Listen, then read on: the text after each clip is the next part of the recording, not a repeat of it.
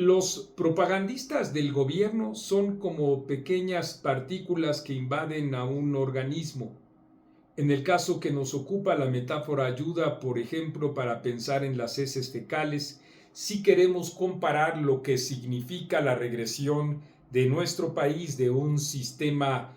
democrático incipiente y frágil, todavía transitorio en muchos de sus sentidos, a una involución de corte autoritario. Estas pequeñas partículas son, en efecto, imprescindibles para Andrés Manuel López Obrador, que viejo zorro del mar.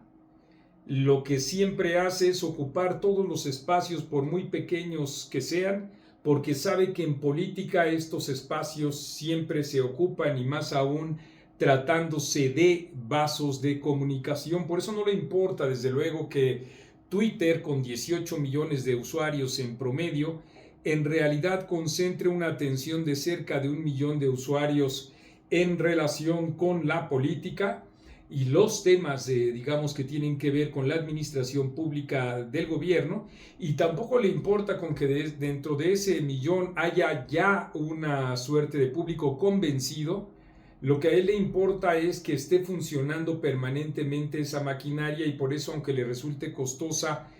pues la está manteniendo. Estamos hablando de un puñado de, nosotros le hemos llamado así, ustedes lo saben, los farsantes de la 4T, de cerca de 100 personas que,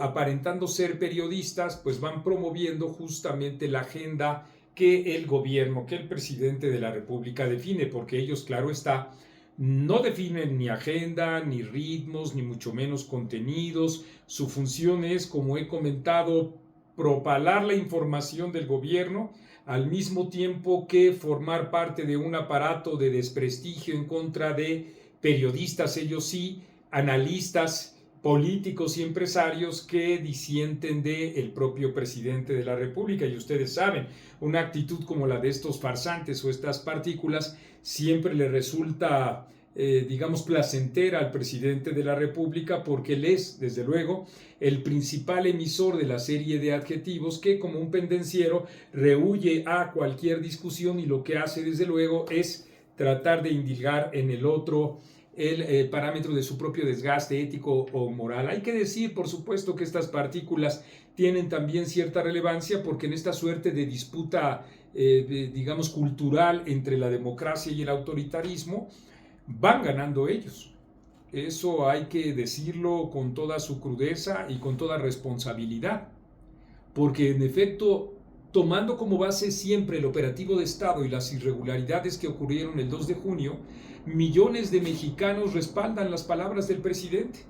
Millones de mexicanos, aunque el sistema de salud esté totalmente destrozado, si el presidente de la República dice que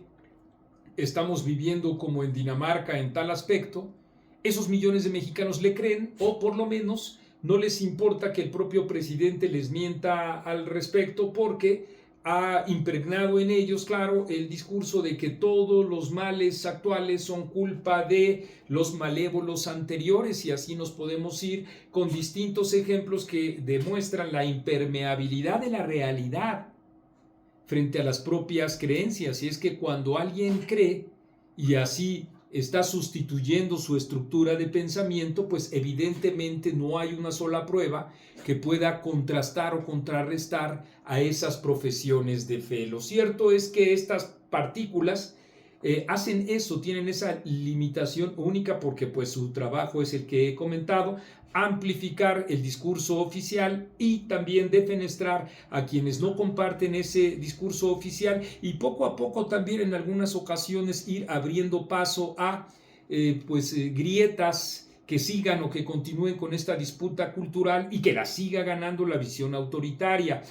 Hay dos ejemplos recientes, fueron expresados el 17 de junio, los tengo frente a mi aparato móvil. Uno es ambos son, como he dicho, personajes menores que, sin embargo, dada la función que les he comentado, llaman nuestra atención porque, como he dicho, van abriendo una veta también autoritaria al respecto de un tema. Y el tema tiene que ver con la pretensión del gobierno federal por controlar los contenidos de los medios de comunicación que para los efectos de la ley solo existen los tradicionales, aunque desde luego en los embates autoritarios o en distintos gobiernos con sistemas autoritarios, pues desde luego que rebasan las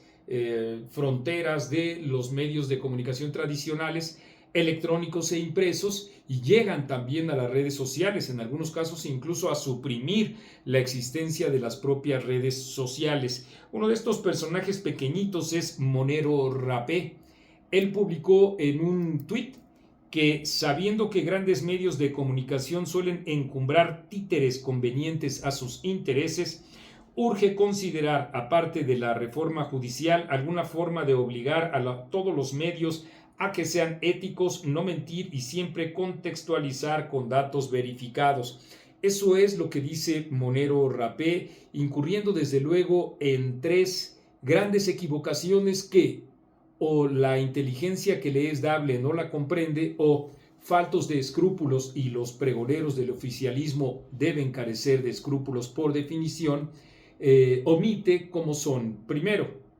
los medios de comunicación forman parte del Estado y la definición de sus propios contenidos se encuentra regulada ya por la ley, lo cual implica además que se sobrepone siempre o casi siempre la libertad de expresión sobre cualquier otro tipo de interés que no sea desde luego el de la seguridad de Estado, y también naturalmente el de la posibilidad de que algún ciudadano se inconforme ante la ley por haberse dicho o sentido y así demostrado ante la ley difamado. De tal manera que es un precepto fundamental de derechos humanos universal, subrayo, el ejercicio pleno de la libertad de expresión sin que, aquí entro al segundo aspecto, pueda existir ni un ente dentro del gobierno que vaya y determine que sí y que no pueden publicar los medios de comunicación. Y tres, no existe tampoco ni ese ente orgánico ni tampoco alguien o algo que diga así: esto es ético, esto no es ético, esto tiene contexto, esto no tiene contexto. En todo caso, en las experiencias democráticas lo que han existido son, y así se llaman, veedurías de medios de comunicación integradas por ciudadanos que en efecto revisan los contenidos de los medios de comunicación y cuestionan también la propia solidez o la calidad informativa y las omisiones y las distorsiones que en materia de noticias estos medios de comunicación llegan a incurrir, para que en efecto sean los ciudadanos alertados al respecto de la difusión de bulos o cualquier otro tipo de desproporción, sean alertados, digo, precisamente para ofrecerles un contexto que complemente su propia información. Lo único que es posible o que ha ocurrido en el mundo en toda la historia respecto a lo que dice Monero Rapé es que sí hay gobiernos de corte autoritario que son los que determinan qué medio de comunicación sí y qué medio de comunicación no puede existir, como ha ocurrido legendariamente en distintos siglos. Incluso en nuestro país ha sido también fundamental este tipo de desplantes autoritarios, digamos, antes de y todavía durante los primeros años de la transición democrática. El otro ejemplo de estas pequeñas partículas que participan dentro del propio excremento autoritario es Julio Astillero, Julio Hernández. Dice él, y les estoy leyendo el tuit también de aquel 17 de junio. Reforma a medios de comunicación, así en signos de admiración. Es imprescindible, dice, sería preocupante que televisoras como TV Azteca y Televisa eligieran, así dice, a sus candidatos al Poder Judicial e hicieran campañas a su favor, dice Astillero. Es decir, además, también dentro de esta, digamos, primitivo cálculo que hace Monero Rapé, se suma Julio Astillero a decir, y cuidadito con las televisoras que no pueden ni tampoco deben establecer o encumbrar, para decirlo en los términos de Monero Rapé, algún personaje que después ellos lo pudieran estar promoviendo, porque en efecto lo que estas dos pequeñas partículas buscan es ceder todo el poder